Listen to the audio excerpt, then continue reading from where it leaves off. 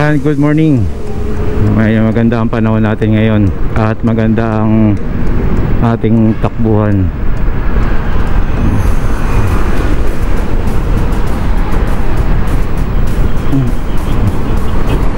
.57 po ang top speed kanina eh.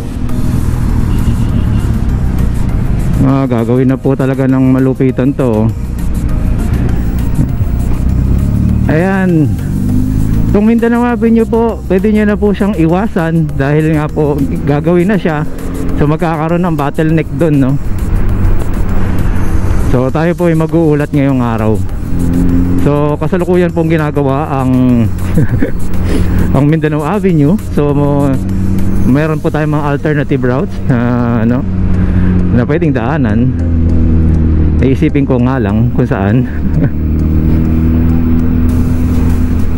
Malaki pong traffic ang gagawin nito dahil sinimulan na nila ng ganyan. Kahapon po dumaan tayo, wala pa. So yan ang natin, pag-iisipan ko kung saan ang next na dadaanan na maiwasan. So yan, hataw tayo ng konti. Nakakamiss yung yung tuli ng konti, no? Nakita nyo po nakasignal na po yung so dito tayo papasok yan anytime. Siya din pala ang bagal kasi nung pick up.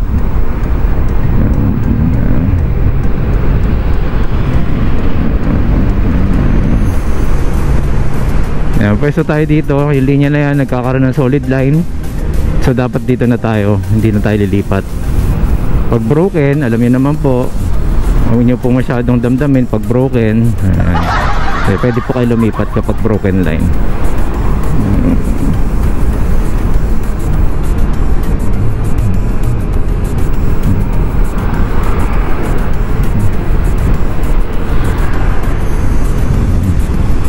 Kala mo nung lakas ng arangkada na itong WSP, maka waswas no. So dyan nga pala yung yung Catlea Street na yan. Dyan si Old Dog Paintcraft. So dayuin nyo siya kapag may kailangan kayong or meron kayong mga requirements for customization. Na vlog ko siya nung nakaraan, yung mga gawa niya nandun.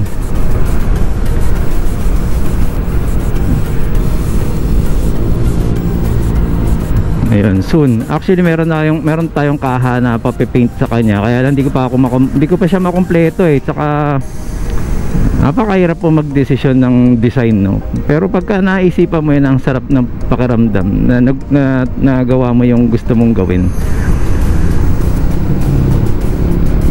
Parang gusto ko din yung kero-kero OP. Yeah. Clear.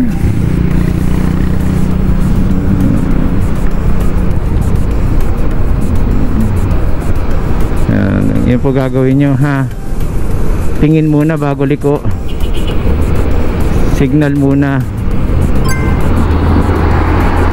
Pero lahat yan depende po sa sitwasyon, Pero ang pinakamainam pa rin po ay lingon muna bago liko.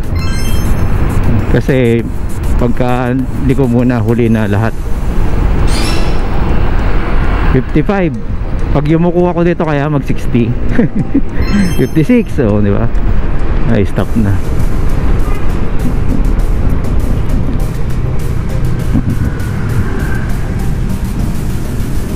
Dito tayo, walang nagtitinda ng basahan. Bibili sana tayo. May kasama niya yung anak niya.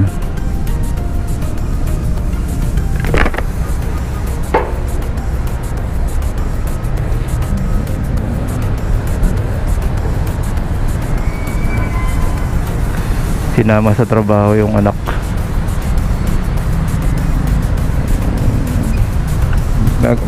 Maging magandang ehemplo, no. Tama naman yan. Pumasok sa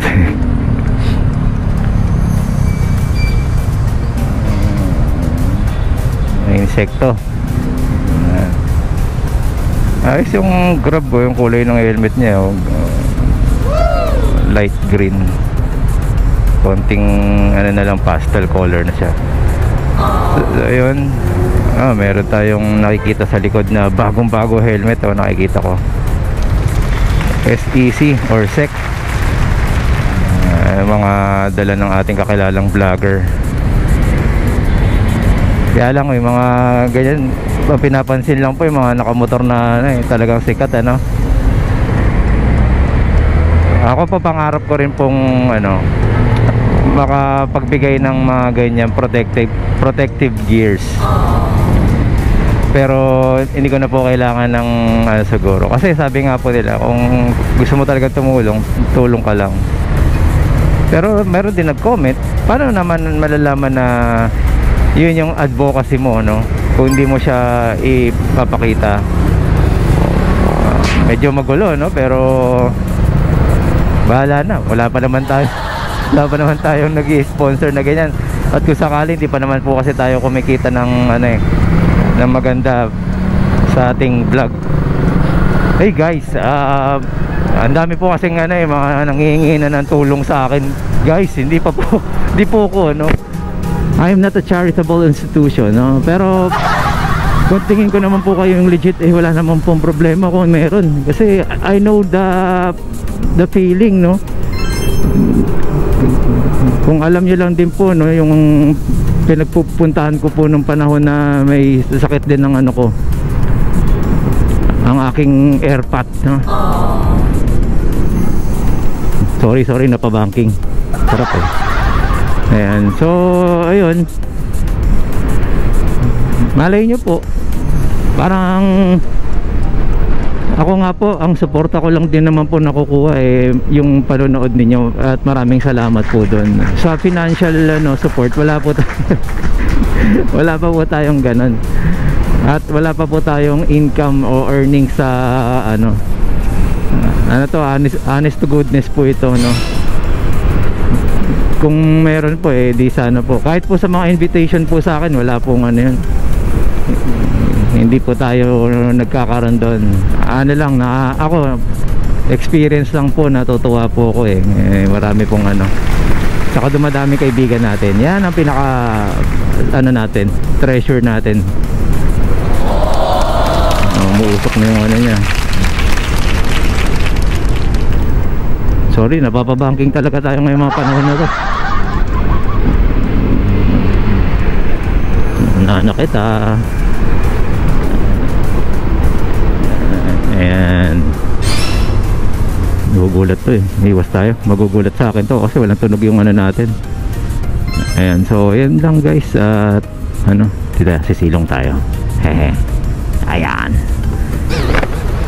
Ayan, na po yung EDSA, tapos ayun po yung MRT papuntang Balintawak. Ayan, go na kagad. Ayan, salamat po sa mga nanonood na kasama ko po kayong bumabiyahe dito sa binabagtas tong Mindanao Avenue, North, Agham, then papuntang EDSA, no? Ay, bagal. Ayun, with the right speed. Ayan. X-Taxi ba to? Tingin ko X-Taxi tong Vios na to. Ganda ng kulay tapos U, so ibig sabihin taxi, I guess. Hinala ko lang po yan. Okay, so hanggang dito na lang po muna, at tayo, babagtas na tayo ng mas kailangan ng focus dito sa EDSA. Okay, thank you po.